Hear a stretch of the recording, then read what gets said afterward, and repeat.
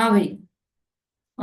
जिनको लिखना है, जिन्होंने लिख लिया है वो एक बार पढ़ दीजिए, तो वो जिन्होंने नहीं लिखा है वो लिख लेंगे। किसने लिखा है ये परमाणु वाली बात जो अभी बताइए। हाँ विशु जी आप बोल दीजिए। एक समय में एक परमाणु की विशेषता।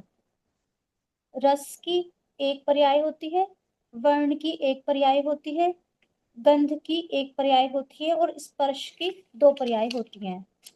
परमाणु अकेला शब्द रूप परिणमित नहीं हो सकता। कितना लिखा है दीदी? और एक और तीसरा पॉइंट भी तो लिखवाया है। स्कंद, जैसे परमाणु अकेला शब्द रूप परिणमित नहीं हो सकता और स्कंद शब्द रूप परिणमित हो सकता है। अरे एक सबसे महत्वपूर्ण पॉइंट है, बोलिए नमिता जी। जय जैन दीदी। हम्म। स्कंद रूप में होते हुए भी प्रत्येक परमाणु अपने स्वभाव में परिपूर्ण रहता है। परिपूर्ण और स्वतंत्र। परमाणु स्वतंत्र रहता है, परमाणु शब्द का कारण है।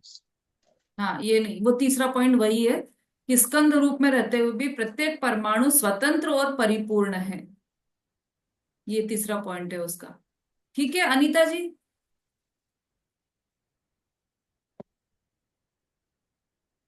चलिए लिख लिया होगा जिन्होंने नहीं लिखा था। अब जो परमाणु में एक साथ जो पर्याय रहती है, जो गुण रहते हैं, वो हैं दो स्पर्श के, एक रस का, एक गंध का और एक वर्ण का। है ना, तो कुल कितने हो गए? पांच हो गए। अब पांच अच्छा। में से जो स्पर्श के जो दो हैं वो कौन कौन से होंगे? तो शीत और उष्ण में से कोई एक होगा, और स्निग्ध और रुक्ष में से कोई एक होगा। या तो वो शीत होगा, या उष्ण होगा, या फिर वो स्निग्ध होगा, या फिर रुक्ष होगा। तो दो हो गई। स्निग्ध रुक्ष में से समझ लो स्निग्ध ले लिया, और शीत उष्ण में से समझ लो शीत ले लिया, तो ये दो हो गई। तो दो ये, फिर एक स्पर्श की, नहीं, एक रस की, एक गंध की और एक वर्ण की, तो कुल कितनी हो गई? पांच।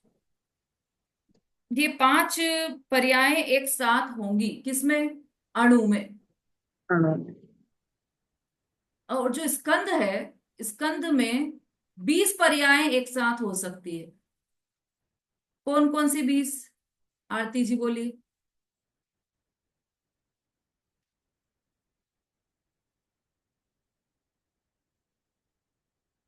स्पर्श रस गंध वर्ण, मतलब ये जो पांच जो है ना उनके मतलब पूरे भेद होते हैं ना, क्या बोलते हैं आपके, 20 भेद होते हैं ना इसके।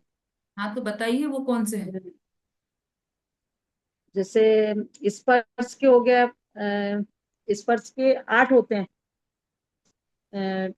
शीत, उष्ण, रुद्र, चिकना या सूखा, कड़ा, नरम, ठंडा, गरम। ये 8 तो हो गए स्पर्श के, हो गए दीदी। हम्म। फिर उसके बाद गंध के हुए, गंध के 2 होते हैं, सुगंध या दुर्गंध हुए। हम्म। और उसके बाद हो गए आपके रस के, रस के 5 होते हैं। खट्टा, खट्टा, मीठा, चरपरा, कसैला और खारा। कड़वा। और कड़वा, हाँ। अच्छा, और क्या के बच्चे, रस का हो गया, वर्ण का हो गया, गंध के हो गए। अ, हाँ, वर्ण के रह गए। तो वर्ण के होते हैं हरा, नीला, काला, और 5 होते हैं ना दीदी, सफेद और लाल। हाँ, काला, सफेद, लाल, नीला और पीला। पीला। हाँ, क्योंकि पीला और नीला मिलके हरा बनाते हैं, हाँ, नीला हाँ पीला। इसलिए। तो ये हम्म। कुछ कुल 20 पर्याय किसकी हो गई? ये 20 20 पर्याय। पर्याय हो गए। हाँ बिल्कुल ठीक है। जी जी। स्कंद की ये 20 पर्याय होती है, लेकिन परमाणु की पांच ही पर्याय होती है। ठीक है, समझ में आ गया सबको? परमाणु की कौन कौन सी या अणु की कौन सी पांच पर्याय होती है? कल्पना जी।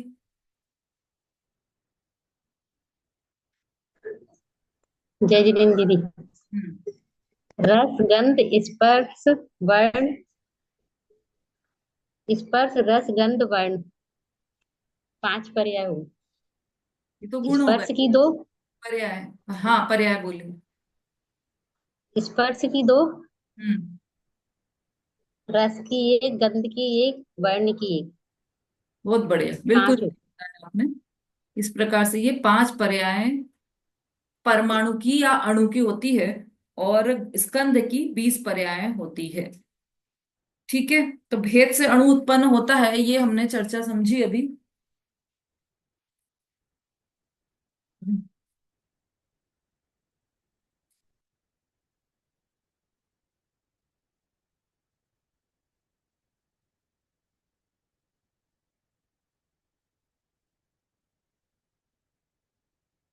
चलो, अब ये हमारा आगे वाला जो सूत्र आने वाला है, वह चाक्षुष और अचाक्षुष के संदर्भ में आएगा। मतलब चाक्षुष मतलब चक्षु से दिखने वाला, और अचाक्षुष मतलब चक्षु से नहीं दिखने वाला।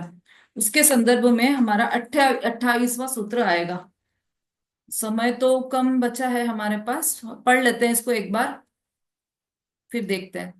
दिखाई देने योग्य स्थूल स्कंद की उत्पत्ति का कारण बताते हैं। अब स्कंद भी 2 प्रकार के हैं। इसको, इस सूत्र को समझने से पहले हमें अलग से ये समझना पड़ेगा कि स्कंद 2 प्रकार के हो सकते हैं। एक आंखों से दिखाई देने वाले, और एक आंखों से नहीं दिखाई देने वाले। तो हमें जितने भी दिखाई दे रहे हैं स्कंद बाहर, जो भी चीज हमें आंखों से दिखाई दे रही है, वो तो निश्चित रूप से स्कंद ही है। अणु तो हमें दिखाई नहीं देता है आंखों से। लेकिन मतलब 2 इसमें कंडीशंस बन रही हैं। जो चीजें हमें दिखाई दे रही है वो सब स्कंद पुद्गल है।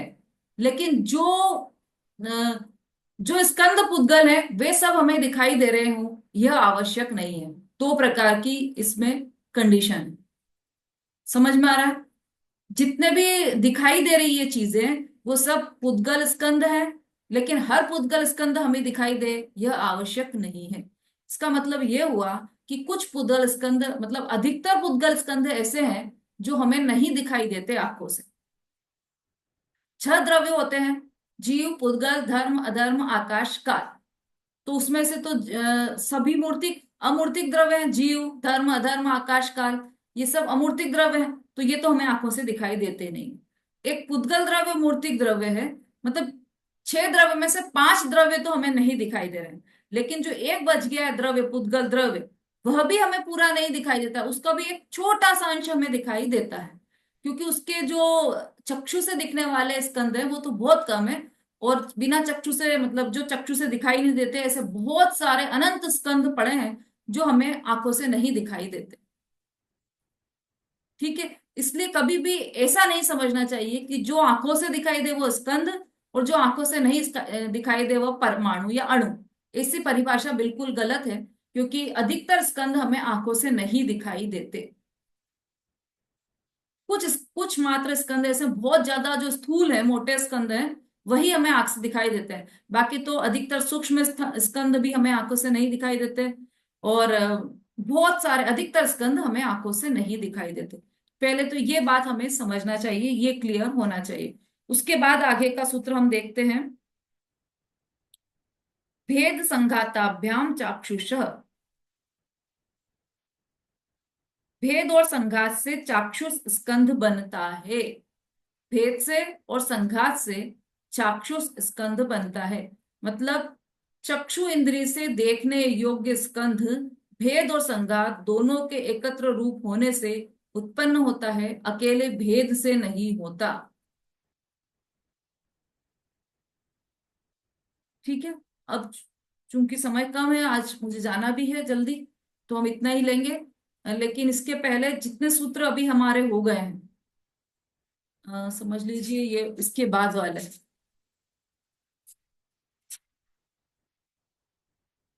22वां जो हमारा उपकार के संबंध में चल रहा था ना, उसके बाद 23वें सूत्र से किसको याद हो गए हैं अभी तक के सूत्र जितने हमारे चले हैं, वो बोलिए।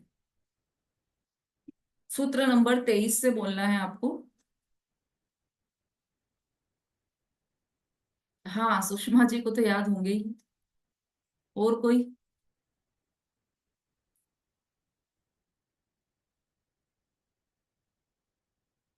नमिता जी? दीदी स्पर्श रस गंध वर्णवत पुद्गला शब्द बंध सौक्ष्म्य स्थौल्य संस्थान भेद तमश्च छाया तपोद्योत वर्णवत वंत तपोश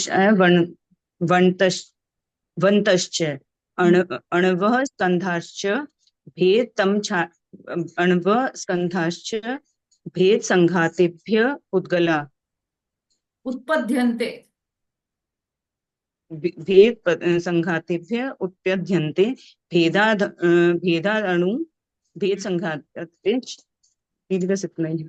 हाँ बहुत बढ़िया। रेखा जी।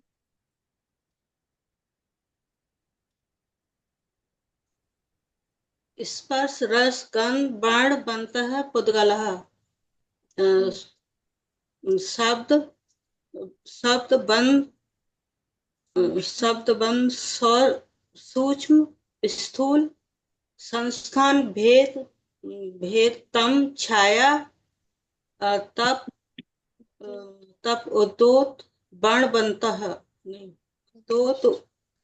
उद्योत बंतः वंतश्च अणवः स्कंदाश्च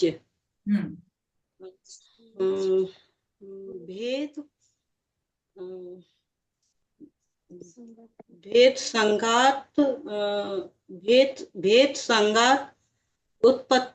उत्पत्त्यन्ते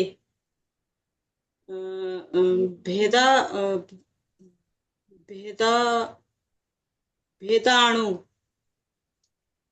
भेद संघाताभ्याम चाक्षुषा। ये अब चलेगा ना कल, तो उसके बाद याद कीजिएगा। हाँ बोलिए। चलिए अंतिम विशु जी बोलिए। स्पर्श रस गंध वर्णवन्तः पुद्गला शब्द बंध सौक्ष्म्य स्थूल्य संस्थान भेद छाया भेद तमश्छाया तपोद्योत वंतश्च अण्वय स्कंदाश्च भेद संगातेभ्य उत्पद्यन्ते भेदादणु। बहुत बढ़िया। चलिए आगे की चर्चा कल की कक्षा में करेंगे हम। आप पढ़कर आइएगा तो और अच्छा इसमें इंटरेस्ट आएगा, और कुछ प्रश्न भी होंगे तो वो भी आप पूछ सकते। अभी तो नहीं है किसी को कोई प्रश्न?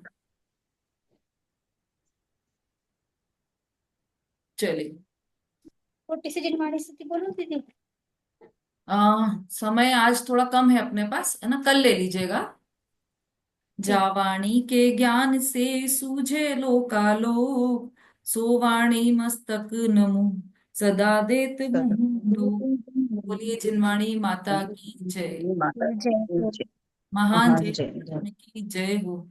आचार्य उमा स्वामी की जय। जय जय सभी को जय जय।